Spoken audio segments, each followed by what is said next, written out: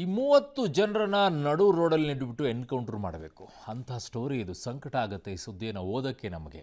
ರಾಜಸ್ಥಾನದಲ್ಲಾಗಿರೋದು ಇಡೀ ನಾಗರಿಕ ಸಮಾಜ ತಲೆ ತಗ್ಗಿಸುವಂಥ ಘೋರ ದುರಂತ. 13 ವರ್ಷದ ಬಾಲಕಿರಿ ಪಾಪ 30ಕ್ಕೂ ಹೆಚ್ಚು ಕಾಮಕರು ನಿರಂತರ ಅತ್ಯಾಚಾರ ಮಾಡಿದರಂತೆ. ಜೈಪುರದಲ್ಲಿ ಬೆಳಕಿಗೆ ಬಂದಿರೋದು 3-4 ಹೋಟೆಲ್ಗಳಲ್ಲಿ ಅಪ್ರಾಪ್ತೆ ಮೇಲೆ ಅತ್ಯಾಚಾರ ನಡೆದಿದೆ. ಹೋಟೆಲ್ಗಳನ್ನು ಬುಲ್ಡೋಜರ್ನಿಂದ ಧ್ವಂಸ ಮಾಡಿದ್ದಾರೆ. ರಾಜಸ್ಥಾನದ ಶ್ರೀಗಂಗಾನಗರದಲ್ಲಿ 13 ವರ್ಷದ ಬಾಲಕಿ ಜೂನ್ 18ನೇ ತಾರೀಕಿಗೆ ಮನೆಯಿಂದ ಹೋಗ್ತಾಳೆ. ಬಳಿಕ ಆಟೋ ಚಾಲಕನೊಬ್ಬ ಆಕೆಯನ್ನು ಹೋಟೆಲ್ ಮಾಲೀಕರಿಗೆ ಮಾರಾಟ ಮಾಡಿದ್ದಾನೆ ಅಂತಿದ್ದಾರೆ. ₹1000 ರೀ, ಅದನ್ನ ನೋಡ್ತಾ ಇದೆ. 5 ದಿನಗಳ ಕಾಲ ನಗರದ ಹಲವು ಹೋಟೆಲ್ಗಳಲ್ಲಿ 30ಕ್ಕೂ ಹೆಚ್ಚು ಕಾಮಕರು ಪದೇ ಪದೇ ಅತ್ಯಾಚಾರ ಮಾಡಿದರಂತೆ. ಹಲವು ಹೋಟೆಲ್ ಮಾಲೀಕರು ಈ ಕೃತ್ಯದಲ್ಲಿ ಭಾಗಿಯಾಗಿದ್ದಾರೆ ಅಂತಲೂ ಕೂಡ FIRನಲ್ಲಿ ಉಲ್ಲೇಖ ಆಗಿದೆ. ಆರೋಪಿಗಳು ಬಲವಂತವಾಗಿ ಮದ್ಯ ಕುಡಿಸಿದಾರಂತೆ. ಅಯ್ಯಯ್ಯೋ, ಗ್ಯಾಂಗ್ ರೇಪ್ ಕೇಸ್ನಲ್ಲಿ ಹೋಟೆಲ್ ಮಾಲೀಕರ ವಿರುದ್ಧ ಗಂಭೀರ ಆರೋಪ ಕೇಳಿಬರ್ತಾ ಇದೆ. ಕಠಿಣ ಶಿಕ್ಷೆ ಅಂತಿದ್ದಾರೆ. ಯಾವುದ್ರಿ, ಎನ್ಕೌಂಟರ್ ಮಾಡಿ ಬಿಸಾಕ್ರಿ ಇವರು 30 ಜನರನ್ನು. ಇದುವರೆಗೆ 12 ಜನರನ್ನು ಆರೋಪಿಗಳನ್ನು ಬಂಧಿಸಿದಾರಂತೆ. ಇನ್ನು ತನಿಖೆ ಮಾಡ್ತಾ ಇದ್ದಾರೆ. ಎಲ್ಲರ ವಿರುದ್ಧ ಕಠಿಣ ಕ್ರಮ ಕೈಗೊಳ್ಳಬೇಕು ಅಂತ ಪ್ರತಿಭಟನೆ ಮಾಡ್ತಾ ಇದ್ದಾರೆ.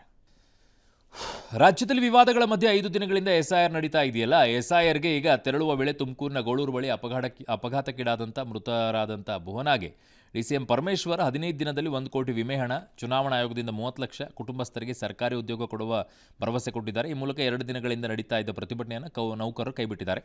ಬೆಂಗಳೂರಿನಲ್ಲಿ SIR ಪ್ರಕ್ರಿಯೆ ಕರ್ತವ್ಯಕ್ಕೆ ತೆರಳುತ್ತಾ ಇದ್ದಂಥ ವೇಳೆ BLOಗೆ ಹೃದಯಾಘಾತ ಆಗಿದೆ. ಪಾಪ ನಟರಾಜ್ ಅಂತ ಹೇಳಿ ಆತ ಬೀದರ್ನ ಅಮಲಾಪುರದಲ್ಲಿ ಮತ ಪರಿಷ್ಕರಣೆ ಸರ್ವೆ ವೇಳೆ BLO 45 ವರ್ಷದ ಸುನಿಲ್ ಕೂಡ ಹೃದಯಾಘಾತದಿಂದ ಸಾವನ್ನಪ್ಪಿದ್ದಾರೆ.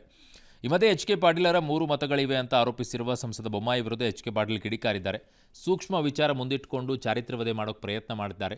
ಅವರು ಸುಳ್ಳು ಹೇಳಿದ್ದೀನಿ ಅಂತ ಕ್ಷಮೆ ಕೇಳಬೇಕು ಅಂತ ಆಗ್ರಹಿಸಿದ್ದಾರೆ. ನನಗೆ ಆರೋಗ್ಯದ ಸ್ವಲ್ಪ ಸಮಸ್ಯೆ ಇದ್ದದ್ರಿಂದ ತಕ್ಷಣ ನಾನು ಬರ್ಲಿಕ್ಕೆ ಸಾಧ್ಯ ಆಗಲಿಲ್ಲ. ನಿಮ್ಮನ್ನ ಯಾರು ಕೂಡ ನಿರ್ಲಕ್ಷ್ಯ ಮಾಡೋದಕ್ಕೆ ಸಾಧ್ಯ ಆಗೋದಿಲ್ಲ, ಅದಕ್ಕೆ ನಾನು ಕೂಡ ಬಿಡೋದಿಲ್ಲ.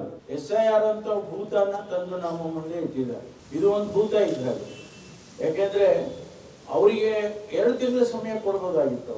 ಅವರು ಒಂದು ಪ್ರಸಾರ ಮಾಡಿದ್ದೀರಿ. ಸನ್ಮಾನ್ಯ ಮಾಜಿ ಮುಖ್ಯಮಂತ್ರಿಗಳಾದ ಮಾನ್ಯ ಬಸವರಾಜ ಬೊಮ್ಮಾಯಿ ಅವರ ಹೇಳಿಕೆಯನ್ನು, ಅದನ್ನು ನಾನು ಭಾಳ ಗಂಭೀರ. ಸಾಂಪ್ರದಾಯಿಕ ರೆಸಿಪಿ, ಮತ್ತಷ್ಟು ಬೇಕೆನಿಸುವ ರುಚಿ. ಕೋಡುಬಳೆ ಅಂದ್ರೆ ಅಡುಕಲೆ. SIR ಪ್ರಕ್ರಿಯೆ ಬಗ್ಗೆ ರಾಜಕೀಯವು ಜೋರಾಗಿದೆ. ಬಿಜೆಪಿ ಕೋರ್ ಕಮಿಟಿ ಸಭೆಯಲ್ಲಿ ಗಂಭೀರ ಚರ್ಚೆ ಆಗಿದೆ. ಕೋರ್ ಕಮಿಟಿ ಸದಸ್ಯರು ವಿಭಾಗವಾರು ಪ್ರವಾಸ ಮಾಡಲಿದ್ದಾರೆ. ಅಲ್ಲದೆ ನಾಳೆ ಕೇಂದ್ರ ಸಚಿವರಾದ ಪ್ರಹ್ಲಾದ್ ಜೋಶಿ, ಕುಮಾರಸ್ವಾಮಿ ನೇತೃತ್ವದಲ್ಲಿ ನಾಳೆ ಚುನಾವಣಾ ಆಯೋಗಕ್ಕೆ ದೂರನ್ನು ಕೊಡ್ತಾರಂತೆ ಬೆಂಗಳೂರಿನಲ್ಲೇ. ವಿಪಕ್ಷ ನಾಯಕ ಅಶೋಕ್ ಮಾತಾಡಿ ಬೇರೆ ರಾಜ್ಯದ ಅಧಿಕಾರಿಗಳಿಂದ ರಾಜ್ಯದಲ್ಲಿ SIR ಮಾಡಿಸಲಿ ಅಂತ ಒತ್ತಾಯಿಸಿದ್ದಾರೆ. ಈ ಕಡೆಗೆ ಖರ್ಗೆ ಅವರು ಕೂಡ ವಾಗ್ದಾಳಿಯನ್ನು ನಡೆಸಿದ್ದಾರೆ. ಇಂದಿನ ಕೋರ್ ಕಮಿಟಿನಲ್ಲಿ ಪ್ರಮುಖವಾಗಿ ಚರ್ಚೆ ಆದಂಥ ವಿಚಾರ ಅಂತ ಹೇಳಿದ್ರೆ, ಮತದಾರರ ಪಟ್ಟಿಯ ಪರಿಷ್ಕರಣೆ SIR ಏನು ಚುನಾವಣಾ ಆಯೋಗ ಕೈಗೆತ್ತಿಕೊಂಡಿದೆ. ಈ ಕಾಂಗ್ರೆಸ್ ಸರ್ಕಾರ ಅಧಿಕಾರಿಗಳನ್ನ ದುರ್ಬಳಕೆ ಮಾಡಿಕೊಂಡು ಇಡೀ ವ್ಯವಸ್ಥೆಯನ್ನ, ಕಾಂಗ್ರೆಸ್ ನೇತೃತ್ವದ ಸರ್ಕಾರ ಅವ್ರಿಗೆಲ್ಲ ಡೈರೆಕ್ಷನ್ ಕೊಟ್ಬಿಟ್ಟಿದೆ. ವಿಳಂಬ ಮಾಡಿ, ತಪ್ಪುಗಳು ಮಾಡಿ, ಯಾರನ್ನು ತೆಗಿಬೇಡಿ. ಇದರಿಂದ ಯಾರು ವಿರೋಧ ಪಾರ್ಟಿಯವರಿಗೆ, ವಿರೋಧ ಪಕ್ಷದವರಿಗೆ ಆರೋಪ ಮಾಡೋದೇ ಕೆಲಸ. ನಾವು ಸರ್ಕಾರದ ವತಿಯಿಂದ ಎಲ್ಲರೂ ಕೂಡ ನ್ಯಾಯವನ್ನು ಒದಗಿಸ್ಕೊಡ್ಬೇಕು ಅಂತ ಹೇಳಿ ಎಲ್ಲ ದೇವರ ಹೆಸರಿನ ಮೇಲೆ ದುಡ್ಡು ಲೂಟಿ ಮಾಡಿದ್ರೆ ಅವರು ರಾಜಕೀಯದಲ್ಲಿ ಇರ್ತಕ್ಕಂಥ ಇನ್ನು ಬೆಂಗಳೂರಿನ ಬಿಜೆಪಿ ಕಚೇರಿಯಲ್ಲಿ ಕೋರ್ ಕಮಿಟಿ ಸಭೆ ನಡೆಯುತ್ತಿವತ್ತು. ಪರಿಷತ್ ಚುನಾವಣೆ ಅಡ್ಡಮತ ಪ್ರಕರಣ ಬಳಿಕ ನಡೆದ ಸಭೆಯಲ್ಲಿ ಅಡ್ಡಮತದಾನದ ಬಗ್ಗೆ ಗಂಭೀರ ಚರ್ಚೆ ಎಲ್ಲ ಆಗಿದೆ ಅಂತೆ. ಸೂಕ್ತ ತಯಾರಿ ಮಾಡಿಕೊಳ್ಳಿಲ್ಲ ನಾವು, ಶಾಸಕರಿಗೆ ಮತ ಚಲಾವಣೆ ಟ್ರೈನಿಂಗ್ ಕೊಡಲಿಲ್ಲ, ಶಾಸಕರ ಮೇಲೆ ಅತಿಯಾದ ವಿಶ್ವಾಸವನ್ನು ಇಟ್ಟಿದ್ದು ತಪ್ಪಾಯಿತು, ಅಡ್ಡಮತ ಹಾಕ್ತಾರೆ ಅನ್ನೋ ಸಣ್ಣ ಸುಳಿವು ಕೂಡ ಇರಲಿಲ್ಲ ಅಂತ ಅಶೋಕ್ ಅವರು. ಅಡ್ಡಮತ ಸಂಬಂಧ ಪಕ್ಷಕ್ಕೆ ಭಾರಿ ಡ್ಯಾಮೇಜ್ ಆಗಿಬಿಟ್ಟಿದೆ. CT ರವಿ ಸಮಿತಿ ಆಧರಿಸಿ ಹೈಕಮಾಂಡ್ ಯಾವ ಕ್ರಮ ತಗೊಳ್ಳುತ್ತೆ ಅನ್ನೋದನ್ನು ನೋಡ್ತೀವಿ ಅಂದಿದ್ದಾರೆ.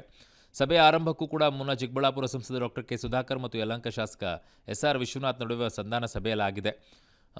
ರಾಜ್ಯಾಧ್ಯಕ್ಷ ವಿಜೇಂದ್ರ, ಕೇಂದ್ರ ಸಚಿವ ಪ್ರಹ್ಲಾದ್ ಜೋಶಿ, ಉಸ್ತುವಾರಿ ಸುಧಾಕರ್ ರೆಡ್ಡಿ ನೇತೃತ್ವದಲ್ಲಿ ಸಂಧಾನ ಏರ್ಪಟ್ಟಿತ್ತು. ಪಕ್ಷದಲ್ಲಿ ಮುಜುಗರ ತರೋ ಹೇಳಿಕೆ ಎಲ್ಲ ಕೊಡಬಾರದು ಅಂತ ಹೇಳಿದ್ದಾರೆ.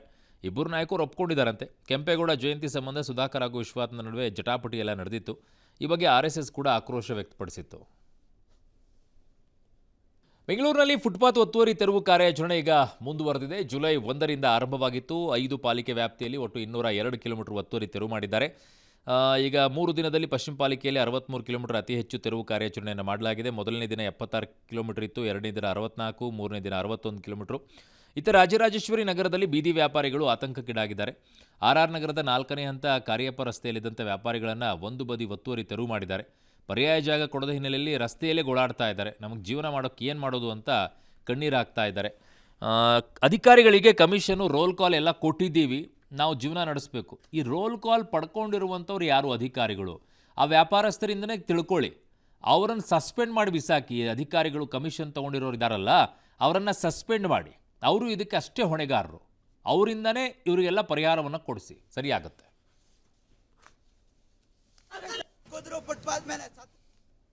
ಕೇಂದ್ರ ಸರ್ಕಾರ ಈಗ ಒಂದಿಷ್ಟು ಚಿನ್ನವನ್ನು ಸದುಪಯೋಗ ಪಡಿಸ್ಕೊಳ್ಳೋಕ್ಕೆ ಮತ್ತು ಆರ್ಥಿಕತೆಗೆ ಒಂದಿಷ್ಟು ಶಕ್ತಿ ತುಂಬಕ್ಕೆ ಒಂದು ಹೊಸ ಪ್ಲಾನ್ ಮಾಡ್ತಾ ಇದ್ದಾರೆ. ಹಳೆಯ ಯೋಜನೆಯಲ್ಲಿ ಕೇವಲ ಬ್ಯಾಂಕ್ಗಳ ಮೂಲಕ ಮಾತ್ರ ಚಿನ್ನವನ್ನು ಠೇವಣಿ ಇಡೋಕ್ಕೆ ಅವಕಾಶ ಇತ್ತು. ಆದರೆ ಈಗ ದೇಶಾದ್ಯಂತ ಇರುವ ಪ್ರಮುಖ ಜ್ಯುವೆಲರಿ ಸಂಸ್ಥೆಗಳನ್ನು ಚಿನ್ನ ಸಂಗ್ರಹಣಾ ಪಾಲುದಾರರಾಗಿ ಸೇರಿಸ್ಕೊಳ್ಳೋಕ್ಕೆ ಒಂದು ನಿರ್ಧಾರವನ್ನು ಮಾಡ್ತಾ ಇದ್ದಾರಂತೆ.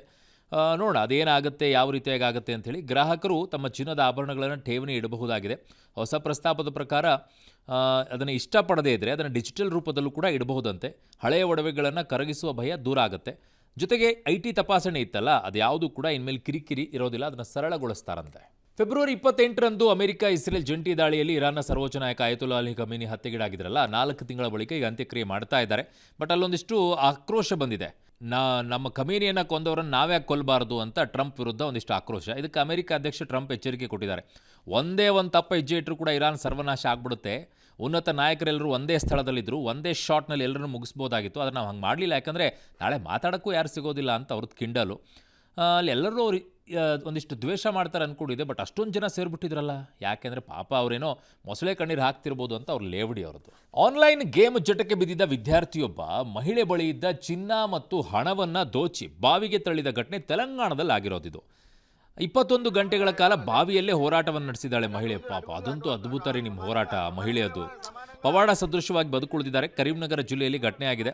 21 ವರ್ಷದ ವಿದ್ಯಾರ್ಥಿ ಸಾಕ್ಷ್ಯನಾಶ ಮಾಡೋಕ್ಕೆ ಮಹಿಳೆಯನ್ನು ಬಾವಿಗೆ ತಳ್ಳಿ ಕೊಲೆ ಮಾಡೋಕ್ಕೆ ಯತ್ನಿಸಿದಂತೆ. ಆದರೆ ಆಕೆ ಬಾವಿಯಲ್ಲಿದ್ದ ಕೇಬಲ್ ವೈರ್ ಹಿಡ್ಕೊಂಡು 21 ಗಂಟೆ ಹೋರಾಡಿ ಬದುಕಿದ್ದಾಳೆ. ಆನ್ಲೈನ್ ಜೂಜಾಟಕ್ಕೆ ವ್ಯಸನಿಯಾಗಿದ್ದ ವಿದ್ಯಾರ್ಥಿ ಬಹಳಷ್ಟು ಸಾಲ ಮಾಡ್ಕೊಂಡಿದ್ದಂತೆ.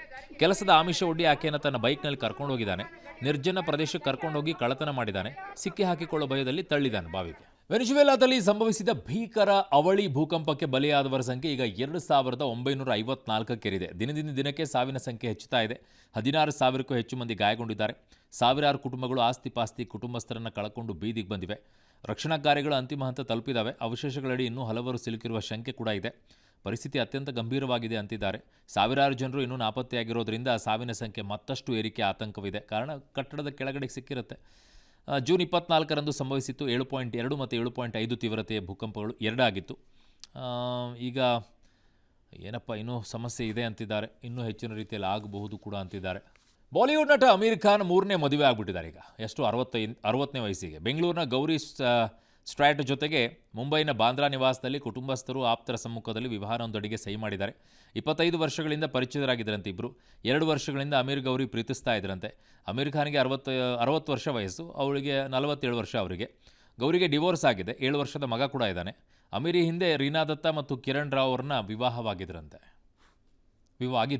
ಆಗಿದ್ರಂತೆ ಏನು ಯಾರು ಮುಸ್ಲಿಮಲ್ಲಿ ಯಾರು ಹುಡುಗಿಯರೇ ಇಲ್ವಾ ಅಮೀರ್ ಖಾನು ಇವ್ರನ್ನೆಲ್ಲ ಮದುವೆ ಆಗೋಕ್ಕೆ? ಯಾಕೆ ಎಲ್ಲ ಹಿಂದೂ ಹುಡುಗಿಯರೇ ಬೇಕಾ? ಏನಪ್ಪ ಭಾಳ ಇಂಟ್ರೆಸ್ಟಿಂಗ್ ಇದು.